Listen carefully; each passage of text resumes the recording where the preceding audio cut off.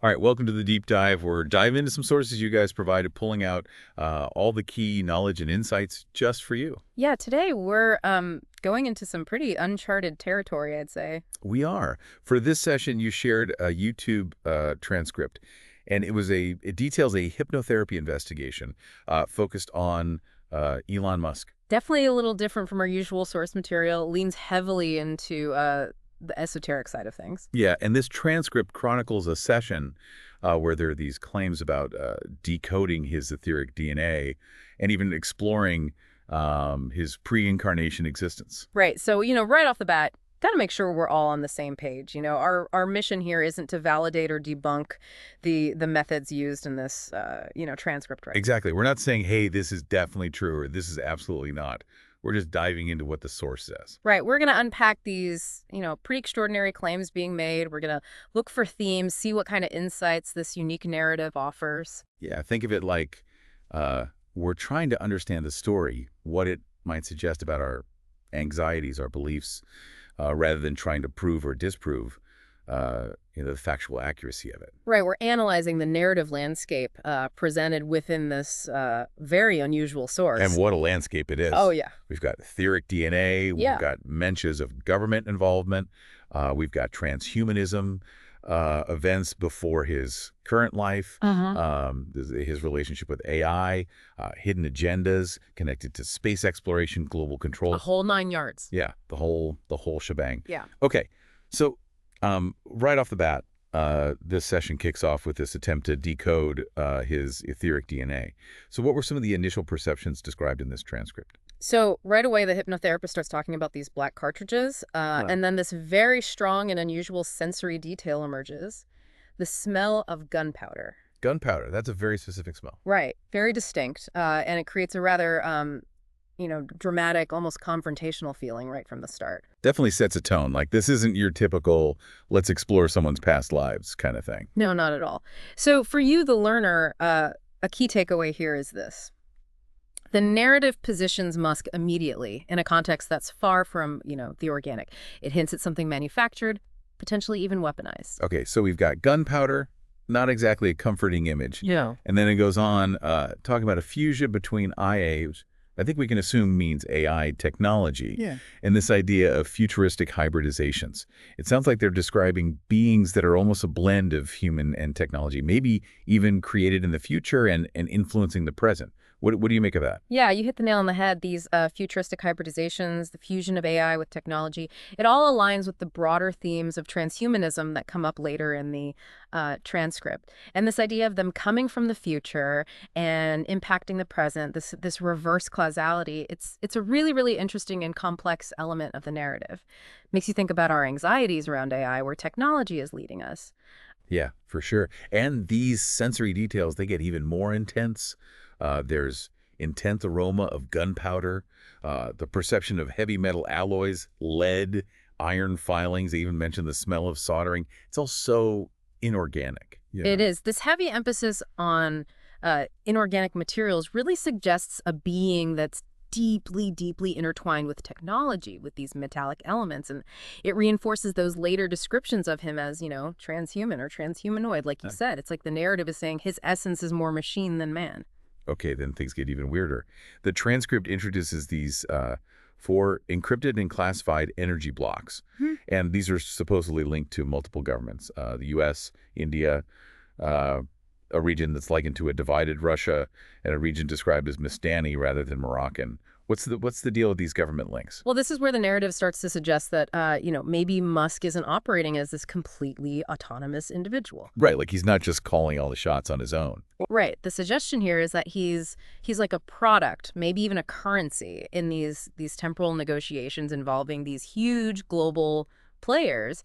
And this image of these cartridges that can be, inserted, influencing his actions depending on which government is pulling the strings. It's pretty unsettling. Hints at a real lack of independence. Makes him sound less like an individual with his own will and more like a tool. Exactly, like a resource to be managed. The transcript actually says he is a product, Elena. He is not a being, like a currency for realizing negotiations at temporal levels. Wow.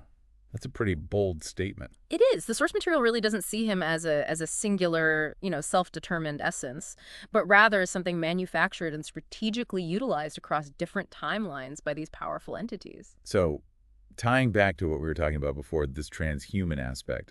Exactly. He's fundamentally linked to technology, to these external forces, rather than being a traditional biological system with its own independent desires. The correlation here, according to this narrative, is much stronger with metals and AI than with, organic human elements. Okay, so to keep all this in check, to prevent any unauthorized access to this product, there's mention of a council of entities. Who are these entities? So the hypnotherapist perceived a council composed of beings with some pretty wild characteristics. Equine, elephant, octopus, eagle, a feline marsupial mammal hybrid even? Oh, hold on. A feline marsupial mammal hybrid, that's specific. Very specific. And there's more. Reptiles, archons, draconians. It's a fascinating collection, drawing from a range of mythological and esoteric archetypes. Think of them as representing different kinds of powerful, maybe even primordial forces. Right, like a meeting of cosmic representatives. Yeah, something like that. And they're supposedly preventing any unauthorized entry to his body, his environment, even his coding. And then there are these other races mentioned, insectoids, and others who act as advisors, but they seem to have less direct power. So what does this council dynamic tell us about the nature of control in this narrative? It implies a very hierarchical and multi-layered structure of influence. Musk is portrayed as a valuable asset, but one that needs to be protected, carefully managed by this collective of powerful non-human entities. And the presence of advisors suggests specialization, maybe different areas of expertise within this cosmic management team, if you will, almost like different departments overseeing different aspects of this product. So for you, the listener, the narrative really emphasizes the idea of powerful, unseen forces orchestrating events from behind the scenes. Okay, so let's talk about his origins. The transcript claims no birth record perceived and suggests genetic modifications within ancestral structure. So instead of a natural birth, there's this vision of a hyperbaric-like chamber filled with blood, pain, human sexual fetishes, trauma, torture. Yeah, Dark stuff. Very dark imagery. Paints a picture of a highly artificial and potentially traumatic creation process, far removed from natural human procreation. Yeah, definitely doesn't sound like any birth announcement I've ever seen. Right. And this emphasis on pain, trauma, it could suggest a deliberate process of imprinting, conditioning, like forging a specific kind of being through intense experiences. Almost like they were trying to break him or mold him into something specific. Precisely. And who's behind this creation, according to the transcript? Well, it claims the Vatican and government security services are involved. They're supposedly working together to create this indestructible and impenetrable being. The Vatican and government security services. That's quite a partnership. It is a significant and rather sensational claim, linking these powerful earthly institutions with the creation of this transhuman entity. It really amplifies the sense of a hidden, deeply significant project at play.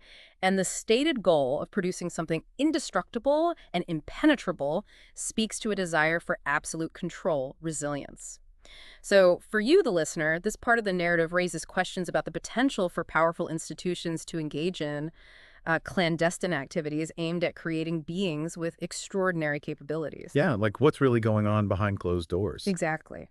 And there's also a mention of a sabotaged attempt in Great Britain linked to a princess's energy. Yeah. And apparently this led to adjustments to remove human elements, almost like they were trying to refine the product, like debugging a piece of software. Exactly. An iterative process of creation, where initial attempts might have had too much human influence or inherent vulnerability, which these controlling entities then sought to eliminate. So less human, more machine. More controlled, more predictable. And the princess's energy acting as a disruptive force, that's a very unusual detail, hinting at resistance from unexpected sources. Let's move on to this pre-incarnation phase. The transcript describes constellations intertwined with events like holocausts, massacres, the plundering of Earth and humans. They mention mining catastrophes, gas pipeline explosions. How are these things connected in this narrative? The vision suggests a very grand and somewhat disturbing cosmic tapestry where significant earthly suffering and exploitation are woven into the energetic lineage leading to Musk's manifestation in this life. It's like the blood from these traumatic events is metaphorically forming a constellation of timelines, all converging on the manifestation of a very specific figure. And they describe this figure with a range of titles: Anti-King, Antichrist, King, Christ. It's almost like he could fulfill opposite destinies. It is a wide spectrum, and this ambiguity could suggest that the ultimate purpose, the role of this being, isn't entirely fixed yet. Maybe it depends on choices made within this timeline, or which cartridge, which governmental influence is dominant. It introduces an element of potentiality, but also unease about what that final role might be. Now, what about Musk's subliminal purpose in this current incarnation? The transcript says it's not a personal subliminal purpose driven by his own unconscious desires, but rather an orchestrated anti-balsam, which they describe as anti-embalming. It's supposed to prevent him from reverting to a more human state during his life. Right. It's like a mechanism to ensure that this being doesn't become more human, more empathetic during his incarnation. So less human connection, more control. More control, exactly. The purpose is to maintain, even intensify his control over others and to actively avoid any self-deactivation that might come from forming genuine human connections. So for you, the listener, this suggests a narrative where his very being is designed to prevent the development of human qualities. So the goal isn't personal fulfillment or growth in a human sense, but maintaining, and they actually use this word oligo, which means intensifying control. And the hypnotherapist even perceived him energetically as exhibiting traits of a sociopath or psychopath, essentially lacking inherent human empathy or connection. Which aligns with the earlier descriptions of him as a product rather than a being with an innate human essence. The narrative paints a picture of a system meticulously designed to be either a powerful savior figure or a ruthless executioner, but one that hasn't fully activated into either of those extreme roles yet. And this entire system, it's not even controlled by Musk himself, right? The transcript says it's orchestrated by that council of entities we talked about Mm-hmm. with rather random power dynamics, including influences from AI, electronics, and even science as a paradigm linked specifically to Scientology. Well, Scientology, that's a very specific connection. It is. And it suggests a particular ideological or energetic framework might be influencing the council's methods of control.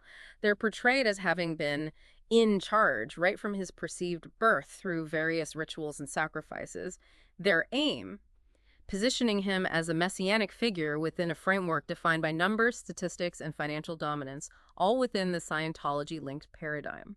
But this path, they're saying, isn't fully realized because of something fundamentally human resisting it, not within Musk himself, but within the broader scope of humanity and the organic world. Yeah. So what's pushing back against this plan? The transcript suggests an incompatibility between this manufactured being and the natural organic essence of life on Earth. This resistance, it's portrayed as coming from the human psyche itself, from the plant kingdom, the animal kingdom, really the entire biosphere. It's like this inherent resistance of the organic world to something so artificial. Okay, let's move on. The transcript talks about the esoteric conditions at the White House, specifically referencing DOE-OG, which was apparently an acronym for Department of Efficiency Governmental, instituted temporarily by Trump. And in this narrative, it's described as a token moved within those 4 coding blocks we talked about earlier, purely as a strategy. No hidden esoteric reasons behind it, just revealing a pre-existing piece of the product and the project. The analogy used here, revealing a card in poker in a neutral, uncertain game state, really helps illustrate this point. The narrative suggests this wasn't some move driven by deep, hidden esoteric forces, but a more straightforward tactical deployment of an element that was already in play within the larger scheme. So for you, the listener, this suggests that not every event, even those that might seem significant, necessarily has some profound hidden meaning within this narrative. Then there's this pretty shocking claim that Musk is a Jewish aspirant. And from an esoteric perspective within this transcript, it's called a trap, a Trojan Horse, that could potentially create another Holocaust by infiltrating the community. They're saying there's no genuine human connection there. The aim is to sow chaos and absorb religions into this larger framework. That's a pretty serious accusation. It is. It portrays a manipulative and potentially devastating agenda aimed at exploiting religious identity for purposes of control and widespread disruption. And the mention of potential future claims of affiliation with other major religions, Islam, Catholicism, further underscores this alleged strategy of infiltration and manipulating established power structures on a global scale. And they're saying he has the mental capacity, coordinated by this unseen council, to neutralize various races and interferences, potentially even dominate significant leaders like Trump if the council deems it beneficial. That Trojan horse analogy comes up again here. Yeah, and this consistent use of the Trojan horse archetype really emphasizes this core theme of deception, infiltration, the idea of something appearing to be one thing while secretly harboring a completely different and potentially harmful agenda. Okay, let's talk about this relationship with AI. The transcript mentions Gates, implying Bill Gates' influence.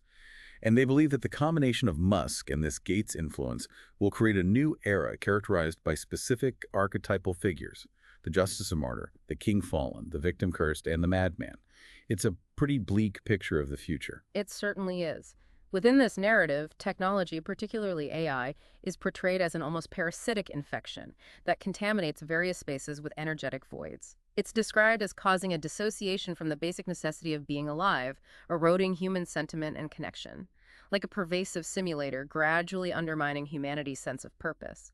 Now remember that gunpowder smell from the beginning. The hypnotherapist revisits that later in the transcript and offers a clarification. They're saying it's not a biological, technological, mental, or even emotional weapon in a conventional sense, but rather a virus of power, this intense annihilation, this longing for grand, non-earthly ambitions. Think the moon, planets, constellations, even a universe where he can become a god. It really elevates the ambition to a level of cosmic dominance. Yeah, beyond just earthly control. Way beyond. The gunpowder smell, in this context, it becomes symbolic of this immense, almost explosive potential for universal power and influence. It's not about earthly matters anymore, but control on a cosmic scale. And this virus of power, it's not aimed at the general population. That's supposedly the domain of figures like Gates and Zuckerberg. But instead it's about infecting the minds of entities, beings who were previously in control of the system. So it's a power shift happening at these very high levels, beyond our everyday awareness. Exactly. The conflict, as described here, isn't primarily at the level of human society, but within this hidden realm of interfering entities. Musk becomes a vector for this virus of power among those already wielding significant influence. So this council that's behind all of this, they're described as a pretty random group of entities operating from outside Earth, not wanting to give up control. And they're manipulating everyone below them, making them think they're fighting each other, while the council is sabotaging things from within. Their strategy: use Musk to infect high-level positions within government, other power structures, and their ultimate weapon, something they don't even fully understand, but they believe it'll help them win. There's even mention of a cannibalistic dynamic within the council, with members betraying their own races. Sounds like a lot of chaos at the top. It really does. It suggests a highly fractured and self-serving group where alliances are temporary and betrayal is the norm. The fact they don't even understand their own weapon hints at chaotic, potentially unstable decision-making at the very top. And the internal betrayals highlight the precariousness of their authority. But Musk's internal coding, those 4 encrypted bars, acts as a safeguard. It prevents full mental penetration by other entities, only allowing communication. So he's not entirely a puppet. Right. This internal security feature makes him a more reliable, less vulnerable asset for them. It prevents other entities from completely hijacking his will, ensures a degree of control remains with the council. Now, this whole idea of creating the future backwards is really interesting. The narrative suggests that in the past, powerful beings attacked forward in time, manipulating earlier eras. But this current invasion is happening from the future backward, with technology, even human forms, being changed from the future. And in this, Musk is seen as this portal that's actually preventing even more entities from entering a past mistake the council is trying to fix. It's a really interesting shift in the dynamics of temporal interference. Instead of advanced beings from the past manipulating the future, we have future technologies and altered human forms influencing the present. And Musk's role as a limited portal and the council's attempts to manage this flow highlight this very complex, nonlinear nature of time as it's perceived within this framework. Their ultimate goal is to prevent him from being fully taken over by any single entity. They think that would make him too powerful, force a racial allegiance, maybe lead him to try and dominate or devour all other races. They're trying to keep a balance of control. It really underscores the inherent danger and unpredictability of this being they've created or modified. Their efforts to maintain control stem from a fear of losing it entirely to their own creation. And these humanoids they're creating in the future, apparently they're not in current Earth bases. Musk's goal is to condition humanity to accept the moon not as just a celestial body, but as a necessary base for creating a larger portal. And there's this disturbing vision of 3 moons appearing, facilitating the insertion of these future created beings, essentially replacing human essence with these transhumanoids within a reality that might seem luxurious, but is actually holographic. This paints a truly radical and unsettling vision of a manipulated reality. The moon becomes this staging ground for a future takeover. And this idea of holographic luxury is particularly insidious, this enticement for humanity to accept this replacement of their very essence. And what happens to human essence? It supposedly leaves the body and gets trapped, encrypted in a chip, essentially becoming a puppet controlled by this technological fusion, all while believing it's free. And it describes these loops resembling past genocides to extract these essences en masse, all under the guise of restructuring and safety. It's all about exploiting that fundamental human desire to be saved by extraterrestrial or otherworldly beings. It really twists that hope into a mechanism for control and the systematic harvesting of human essence. And those chilling echoes of past genocides add a truly disturbing dimension to this proposed process.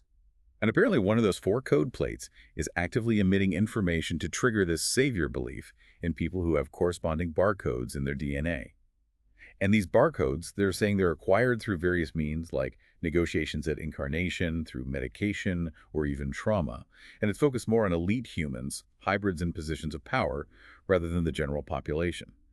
There's also this connection made to the concept of a mask as a code or hierarchical structure. It's all incredibly intricate.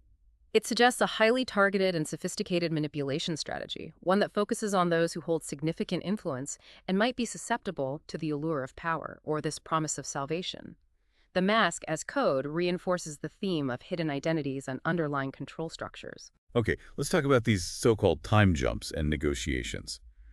The transcript says he doesn't physically travel through time, but uses these codes or bars for portal jumps. His organic composition adapts, they say. He's not a clone, but a technological amalgam with minimal organic matter. And there's occasional signal loss, like Wi-Fi dropping, indicating adjustments being made by the Council. It really portrays a being operating outside the normal constraints of space and time with a form that's highly flexible, adaptable. And those signal loss moments give us a glimpse into the ongoing management, the fine-tuning that's happening behind the scenes. And they list some recent negotiations.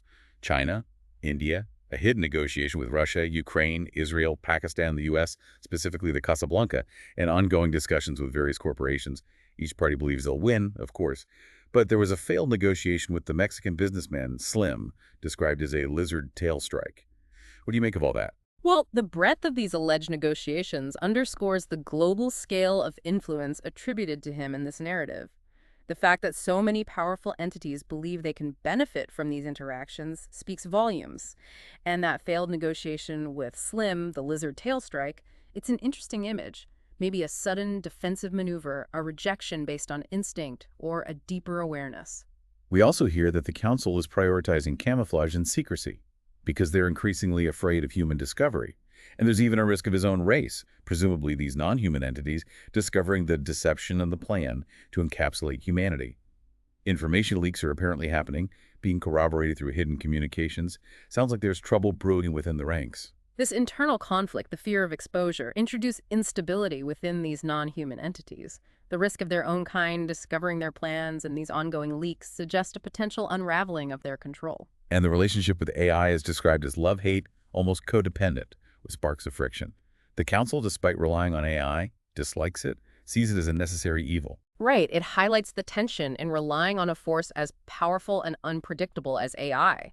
Their ambivalence suggests a distrust, maybe even fear of losing control to the very technology they're using. So what about his weaknesses, according to this transcript? Even though he's not entirely human, it's claimed he still relies on human creation and energy in some way. Those batteries, the code plates, are used to transmute energy remotely through sacrifices, although he doesn't do them himself. Right, so there's still this dependency, this connection to humanity, even if it's indirect. And there's this interconnectedness of his various platforms, making them vulnerable to frequency shocks. This necessitates shock absorbers to redirect energy, either to other beings or off-planet. These antennas that act as shock absorbers could also be a point of failure, and the Council has to constantly provide maintenance and energy, a significant investment on their part. It does reveal vulnerabilities in what might seem like an invincible entity. The reliance on external energy sources and the potential for disruption create avenues for resistance, or at least unforeseen problems. The constant need for the Council's input also suggests a lack of complete autonomy. And they're saying that the human element, that organic resistance from the planet, is still a huge obstacle. The failure of the human psyche to embrace the need for a messiah, the lack of a strong enough cry for help from humanity, and the failure of this religious absorption are all seen as major problems. The codes and manipulations are aimed at other entities, not at being understood by humans. His relationship with mass media is described as superficial. The real focus is on leaders who connect with the masses. And there's a connection made to the growing feeling of meaninglessness in individuals, stemming from the dissociation from the organic world and the interference of technology. It really reinforces the idea that the very nature of humanity and the organic world poses a significant obstacle to their plans. The failure to resonate with the human psyche, the resilience of organic life, represent key weaknesses in their strategy. Okay, last thing. The transcript mentions these subsidiary companies. The satellites, the electric cars, Neuralink. The satellites are portrayed as platforms for manipulation, creating this illusion of a transhumanist new era while suppressing emotions. Electric cars are presented as a placebo, offering a sense of status but integrating AI, fostering dependency on a larger energy and control system, stepping stones towards isolated communities. And Neuralink is seen as this direct interface between human and machine, the future testing ground for displacing humanity, pulling that future displacement back into the present, altering timelines. Right, so these companies aren't just advancements or conveniences, but integral components of a larger, more manipulative strategy. So final thoughts on weaknesses. The narrative claims, from the perspective of Musk or this interfere and control, that there are essentially none. But from our perspective, free, autonomous beings, there are many. If we analyze these claims, without fear, without surrendering our power. It highlights the critical importance of critical thinking and autonomy when evaluating such claims.